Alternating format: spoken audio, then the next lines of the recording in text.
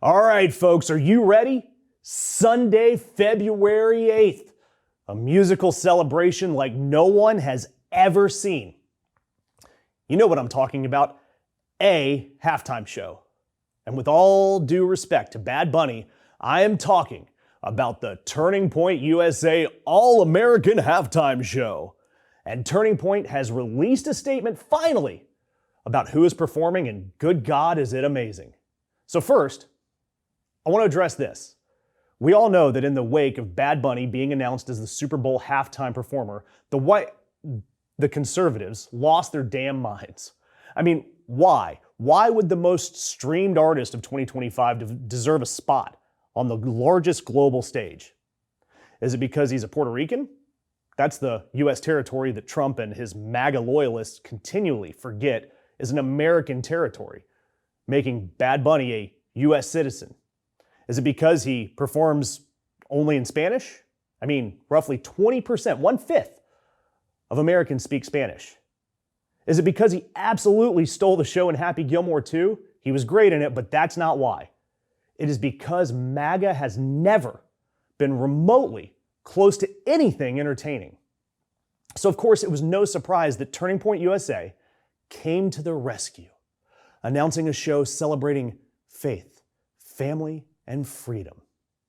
And I know, just like me, you were all thinking it, yes, we're finally gonna get Jason Aldean singing about his mansion on the Gulf of Mexico. I mean, living in a small town. We're finally gonna see Kid Rock and Scott Stapp teaming up for the first time since that video that they had in 1999. Don't Google it. And then the best part, could it be Lee Greenwood guesting on Starships with Nicki Minaj? Maybe. But until now, we have heard nothing about this show. Where would it take place? Would it be aired live? Who would perform? Well, according to a statement released to TMZ, amid concerns that this show wasn't going to happen at all, Aubrey Leitch, a PR person for Turning Point, says the All-American Halftime Show is 100% on, though fans are going to have to wait. They're going to have to tune in live Sunday, February 8th to find out who's taking the stage. So, wait, they're not telling us who's performing here? They're not telling us where it's going to be performed? Or any details about it? It's just this giant secret?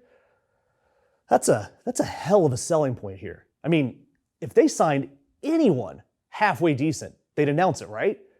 If you had anything culturally relevant or even mildly entertaining, you'd promote it, right? You'd tease it somehow, you'd leak it, you'd let your nephew accidentally confirm it on his Twitch stream.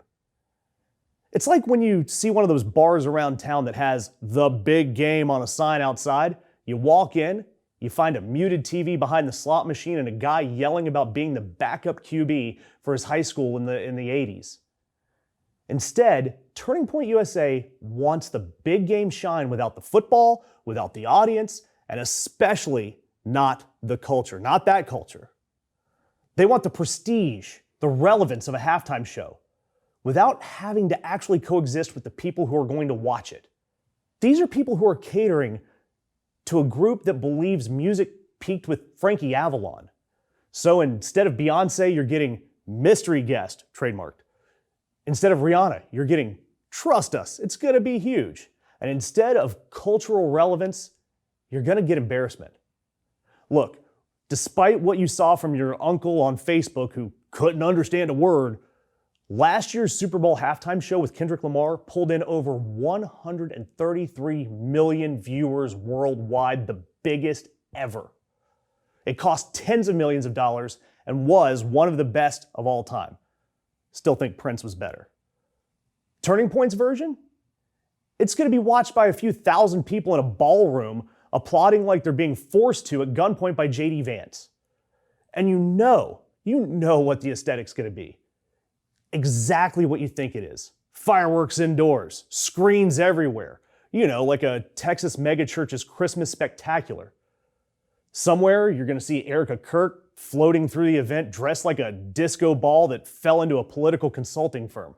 Though I do own a few sparkly blazers myself. Sorry about that. Either way, this is less Super Bowl halftime and more Vegas magic show that ends with a $5.99 steak dinner. And okay, all of that, it's just fine. But don't pretend this is rebellion. Don't pretend that this is culturally relevant. Nothing says counterculture like recreating the most corporate entertainment event in America badly and then calling it edgy. So yeah, when the curtain finally lifts, it's not going to be shocking. It's going to be exactly what you expect. It's going to be overproduced. It's going to be cringy. It's going to be meme-worthy in the wrong way for them. And they are going to be convinced that it matters more than it does. They're going to be convinced that this is for the soul of America. Turning Point USA isn't throwing a halftime show because they love football, they love music, or they are any good at entertaining. They're putting it on because they're terrified. Terrified that no one that matters cares about them anymore. Spoiler alert, they never did. Thanks for watching that video. I'm Josh with ROF Weekends. Be sure to catch Jared during the week, and I'm gonna see you next week with more great content. And if you don't already, be sure to check out these other videos. Give us a like, follow, subscribe, wherever those buttons are.